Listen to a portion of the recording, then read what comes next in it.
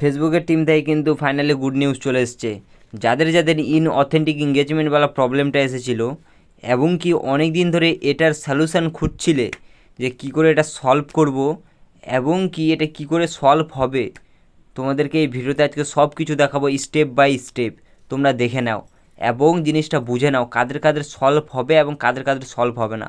অনেকেরই কিন্তু সলভ হতে লেগেছে এবং রিসেন্ট এই আপডেটটা যে এসেছিলো বিগত 19শে জুন থেকে এই আপডেটটা কিন্তু চালু হয়েছে এবং অনেক ক্রিয়েটারই কিন্তু এই প্রবলেমটা সলভ করতে পেরেছে এবং তাদের সাথে আমার কথা হয়েছে, তারা বলেছে যে কি কি বিষয়ের উপরে নজর দিতে হবে এবং কী কী কাম করতে হবে এই প্রবলেমটা আসার পরে, যাতে তোমাদের ফেসবুক পেজ বা প্রোফাইল আবার মনিটাইজেশনের জন্য উপযুক্ত হয়ে যায়।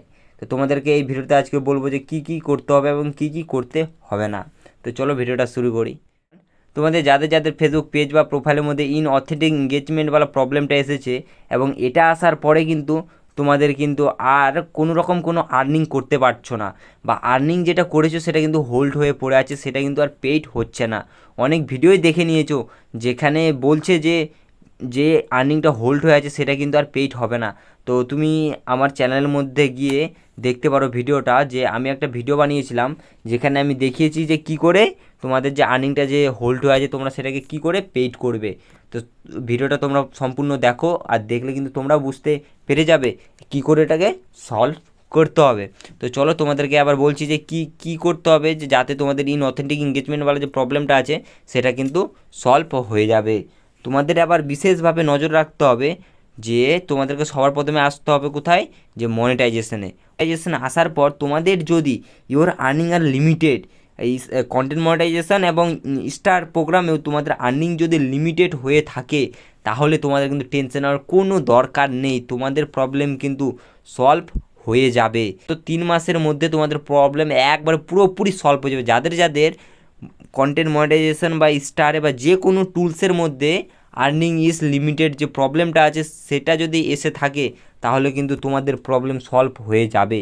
এবং কি যাদের যাদের এই অথেন্টিক এঙ্গেজমেন্টওয়ালা প্রবলেমটা বিগত 1 বছর আগে, 3 মাস আগে বা 6 মাস আগে বা 2 মাস আগে এসেছিলো তাদের কিন্তু সলভ হওয়া চালু করে দিয়েছে। তাদের প্রবলেমটা এসেছিলো যে তাদের কন্টেন্ট মনিটাইজেশন স্টারে এসবে কিন্তু ইওর আর্নিং ইজ লিমিটেড ছিল, এই জন্য কিন্তু তাদের প্রবলেমটাও সলভ হয়ে গেছিলো। এটা করার পরেও তারা কিন্তু একটা রিপোর্ট করেছিল, সেই রিপোর্টটা করার পরে কিন্তু তাদের আরও দ্রুত সলভ হয়ে গেছে। তাদের আমরা অনেক ক্রিয়েটারের সাথে আমার কথা হয়েছে, তারা আমাকে বলেছে যে কীরকমভাবে তারা কাম করেছিল যার ফলে তাদের মানে এটা সলভ হয়ে গেছে। তো তোমাদেরকে কি করতে হবে, প্রথমত তোমরা এখান থেকে দেখতে পাবে যে আমার পেজের মধ্যে এখানে পেজ হ্যাজ সাম ইস্যু আছে। একবার যখন রিফ্রেশ করব তখন কিন্তু তোমরা এখানে দেখতে পাবে কি পেজ ইজ অ্যাট রিস্ক এরকম বলে যদি উঠে আসে তাহলে তোমাদের কিন্তু টেনশন হওয়ার কোনো দরকার নেই, তোমাদের 3 মাসের মধ্যে এই প্রবলেমটা সলভ হয়ে যাবে।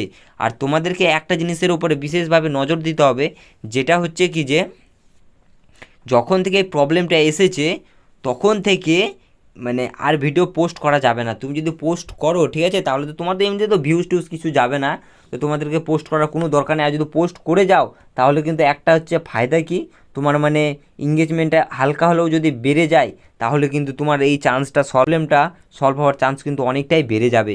তোমাদেরকে আরেকটা জিনিসের উপরে লক্ষ্য দিতে হবে যে তোমরা যদি কোনো থার্ড পার্টি অ্যাপ থেকে বা থার্ড পার্টি ওয়েবসাইট থেকে তুমি ফেক ভিউজ নিয়েছো, ফেক লাইক নিয়েছো, ফেক কমেন্ট নিয়েছো বা ফেক ফলোয়ার্স নিয়েছো, যেসব পোস্টের মধ্যে নিয়েছো সেসব পোস্ট কী করবে, তুমি ডিলিট করে দেবে।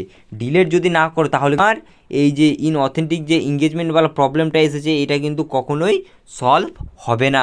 তারা যখনই চেক করবে যে তুমি তো ফেক ফলোয়ার্স ভিউজ নিয়েছো তাহলে তোমার এটা কেন ঠিক করবে, তখন তোমার এটা পুরোপুরি পার্মানেন্টলি একবারে কিন্তু ডিসেবল করে দেবে, আর তুমি কখনোই এটার জন্য কিন্তু আর্নিং করতে পারবে না। তো তখন যেটার উপরে বেশি কাজ করবে সেটা হচ্ছে আপাতত তোমাদের যে পেজ বা প্রোফাইলের মধ্যে এই প্রবলেমটা এসেছে সেই পেজ বা প্রোফাইলটাকে আপাতত কোনো কাম করবে না। তোমরা একটা নতুন প্রোফাইল ক্রিয়েট করো, সেখানের মধ্যে তুমি কাম করো। কারণ কি তোমাদেরকে বলছি, এই প্রোফাইলে যদি কাম করো তোমাদের কিন্তু আপাতত এখন কোনো রকম কোনো সলিউশন হবে না, কারণ তুমি ফেক ফলোয়ার্স বা ভিউজ নিয়েছো। যেমন হচ্ছে কি আমি যেমন এই পেজের মধ্যে একদিনে 1200 ভিডিও ডিলিট করেছিলাম, যার ফলে কিন্তু এই প্রবলেমটা আমার এসেছিলো।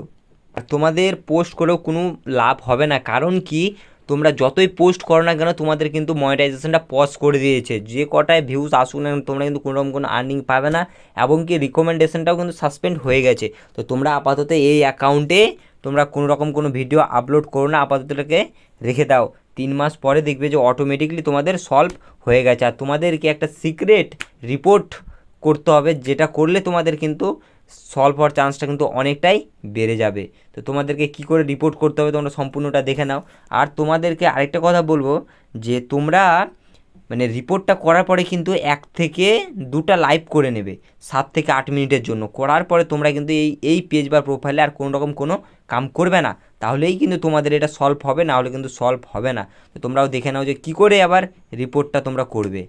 সবার প্রথমে প্রফেশনাল ড্যাশবোর্ডে ক্লিক করবে। ক্লিক করার পর এখান থেকে কী করবে, মনিটাইজেশনে ক্লিক করবে।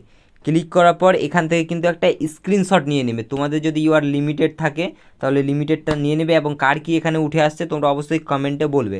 তো এখান থেকে একটা স্ক্রিনশট নেবে, নেওয়ার পর এখানে ভিউসে ক্লিক করবে। ক্লিক করার পর এখান থেকে কী করবে, review issue with your page, এখানে আবার ক্লিক করবে। ক্লিক করার পর এখানে কিন্তু একটা স্ক্রিনশট নিয়ে নেবে। নিয়ে নেওয়ার পর গাইডলাইন আছে সেখানে ক্লিক করবে। ক্লিক করার পরে কিন্তু এখান থেকেও কিন্তু একটা স্ক্রিনশট নিয়ে নেবে। নিয়ে নেওয়ার পর তোমরা কী করবে, এখান থেকে ব্যাক হয়ে যাবে। ব্যাক হয়ে যাওয়ার পর এখান থেকে আবার ক্লিক করবে review issue with your content, এখানে ক্লিক করবে। ক্লিক করার পর এখান থেকে তোমাদের যেগুলো যে পজ হয়ে গেছে না, তোমরা কী করবে, এখানের কিন্তু একটা স্ক্রিনশট নিয়ে নেবে। এখানে স্ক্রিনশটটা যদি না নাও তাহলে কিন্তু তোমাদের হবে না, কারণ কি তোমাদের যেখানে যে আর্নিংটা যে পজ হয়ে আছে তারা কিন্তু মানে দেখবে যে তোমার সত্যি কি পজ হয়ে আছে না। নিয়ে নেওয়ার পর এখান থেকে কী ভিউ ইয়োর পেজ স্ট্যাটাস, এখানে ক্লিক করবে। ক্লিক করার পর কিন্তু এখান থেকেও কিন্তু একটা স্ক্রিনশট নিয়ে নেবে। এখানে দেখতে পাবে যে রিকমেন্ডেশনও সাসপেন্ড হয়ে গেছে, মনিটাইজেশনও সাসপেন্ড হয়ে গেছে। আদার্স আপডেটে যাবে। আদার্স আপডেটে কিন্তু এখানে দেখতে পাবে যে কোনো রকম কোনো আপডেট নেই, আমি কোনো রকম কোনো ভুল করিনি, তারপরেও কিন্তু আমাকে এই প্রবলেমটা সম্মুখীন হতে হচ্ছে, কারণ আমি একদিনের মধ্যে 1200 ভিডিও ডিলিট করে দিয়েছিলাম তার জন্য। এবার দেখে নাও তোমরা সব স্ক্রিনশট যখন নিয়ে নেবে, নিয়ে নেওয়ার পর আবার রিপোর্ট করবে কিভাবে। তোমরা অনেকেই জানো যে রিপোর্ট কিভাবে করতে হয়। তো সবার প্রথমে তোমাদেরকে এই প্রোফাইল আইকনে ক্লিক করতে হবে। ক্লিক করার পর নিচের দিকে একটু স্ক্রল করবে। এখান থেকে কী আছে, হেল্প অ্যান্ড সাপোর্টে ক্লিক করার পর রিপোর্টে প্রবলেম, এখান থেকে কী করবে, কন্টিনিউ টু রিপোর্টে প্রবলেম, এখানে ক্লিক করবে। ক্লিক করার পর এখান থেকে কী করবে, এখান থেকে ইনক্লুড যেটা আছে সেটা নিয়ে নেবে।